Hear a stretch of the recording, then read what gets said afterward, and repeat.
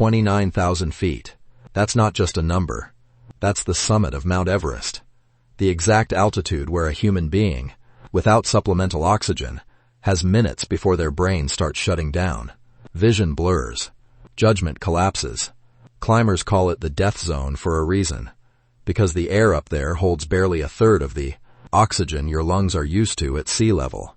And yet, every single spring, something flies straight over it. Not a plane, not a drone, a goose.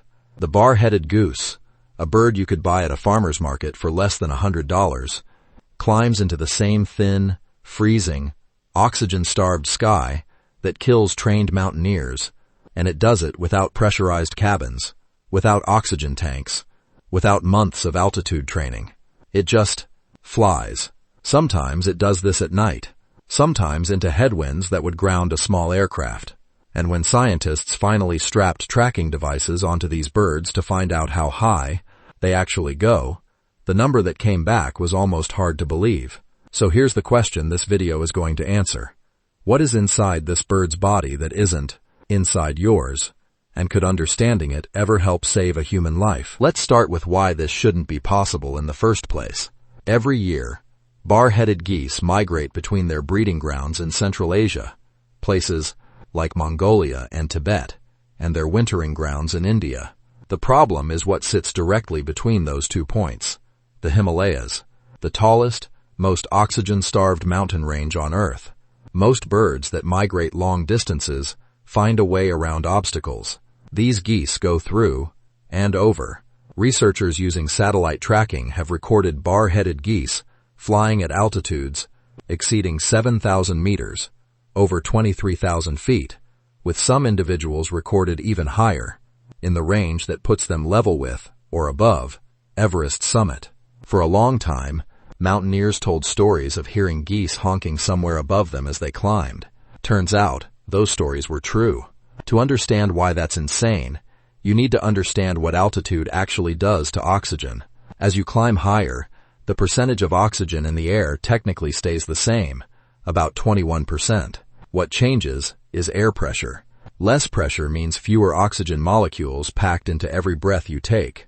At the summit of Everest, each lungful of air delivers roughly a third of the oxygen molecules it would at sea level. Your body, built and calibrated for sea level air, starts to fail almost immediately. Cells that depend on oxygen to produce energy, especially in the brain, begin running on fumes. This is why climbers spend weeks acclimatizing before summiting, slowly forcing their bodies to produce more red blood cells.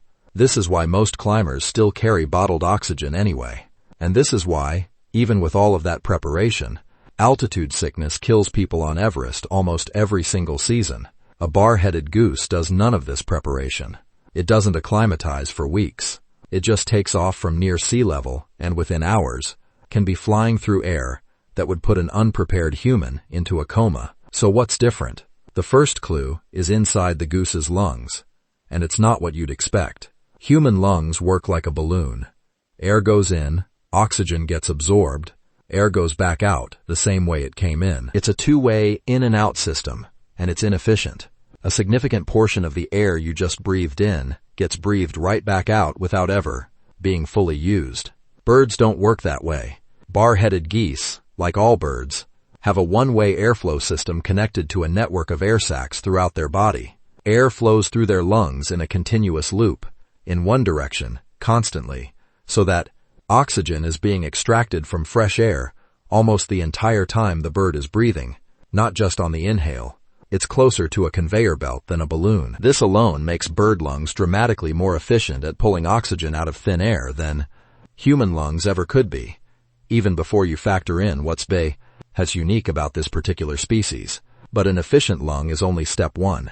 The oxygen still has to get into the bloodstream, and this is where bar-headed geese have something genuinely special: their hemoglobin. Hemoglobin is the molecule in your red blood cells that grabs oxygen in your lungs and carries it to the rest of your body. In bar-headed geese, scientists have identified specific mutations in the hemoglobin structure that give it a higher affinity for oxygen than the hemoglobin found in low-altitude geese. In plain terms, their blood is simply better at grabbing scarce oxygen molecules out of thin air. even when there are far fewer of them floating around to catch. Think of it like two people fishing in a lake that's almost out of fish. One person has an average net. The other has a net that's engineered to catch fish. Other nets would completely miss. Same lake, same conditions. Wildly different results. And here's a detail that makes this even more remarkable. Researchers have found that these hemoglobin adaptations evolved independently, multiple times, in different high-altitude goose populations, a phenomenon called convergent evolution. Nature kept arriving at the same solution because it's such an effective one. But even with better lungs and better blood, there's still a problem. Because getting oxygen into the blood is only half the battle. That oxygen still has to be delivered to muscles that are working harder than almost any muscles on the planet. The flight muscles. Flying is one of the most metabolically expensive things any animal can do. Now imagine flying at an altitude where oxygen is scarce, in freezing temperatures, into headwinds, for hours. The flight muscles of a bar-headed goose need a constant, high-volume oxygen supply just to keep functioning, and this is where their circulatory system reveals another adaptation, an unusually dense network of tiny blood vessels, capillaries, woven through their flight muscles. More capillaries means oxygen has a shorter distance to travel from blood to muscle cell, and it means more surface area for that oxygen exchange to happen quickly. On top of that, studies have found that the mitochondria, the microscopic structures inside, cells that actually convert oxygen into usable energy, are positioned closer to the cell membrane in these muscles, shortening the distance oxygen has to travel once it arrives. Every part of this system, from lungs to blood to muscle, appears fine-tuned to shave off wasted distance and wasted time. Now here's where it gets even stranger, and this is the part that connects directly back to why you couldn't survive doing what these birds do. If you were suddenly transported to 20,000 feet with no acclimatization, one of your body's automatic responses would be to breathe faster, to hyperventilate, in a desperate attempt to pull in more oxygen. But hyperventilating doesn't just bring in more oxygen, it also expels carbon dioxide faster than normal, and that shift changes the pH of your blood, pushing it toward alkaline. This condition, called respiratory alkalosis, causes dizziness, tingling, confusion, and can seriously worsen the physical crisis you're already in. Your own survival instinct backfires on you.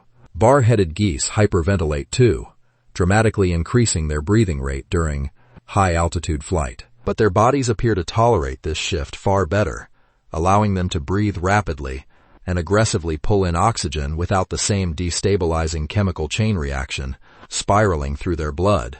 It's not that they don't hyperventilate, it's that their physiology can actually handle the consequences of doing so, while yours cannot. So while a climber gasping for air at extreme altitude is often making their situation worse, with every rapid breath, a bar-headed goose gasping for air at the same altitude is simply functioning, doing exactly what its body was built to do. Put all of these pieces together: one-way airflow lungs, oxygen-hungry hemoglobin, capillary-dense muscles, and a hyperventilation response that doesn't spiral into crisis, and you start to see the full picture. This isn't one lucky adaptation.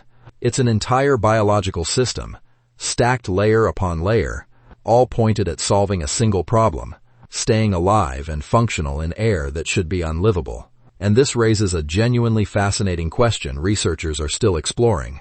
Could understanding these adaptations ever help humans? Scientists studying high-altitude physiology, in animals ranging from bar-headed geese to Andean llamas to Sherpa communities in the Himalayas, who have their own genetic adaptations to altitude, are partly motivated by exactly this question. Medical conditions involving low blood oxygen, like certain lung diseases or extreme high-altitude sickness, share some biological overlap with the exact problem these geese solved millions of years ago through evolution. It's not that scientists are hoping to genetically engineer new lungs anytime soon. The systems are far too complex to simply copy over. But every detail we learn about how nature already solved this problem adds another piece to a puzzle that could eventually inform how we treat oxygen deprivation in humans. There's something almost humbling in that.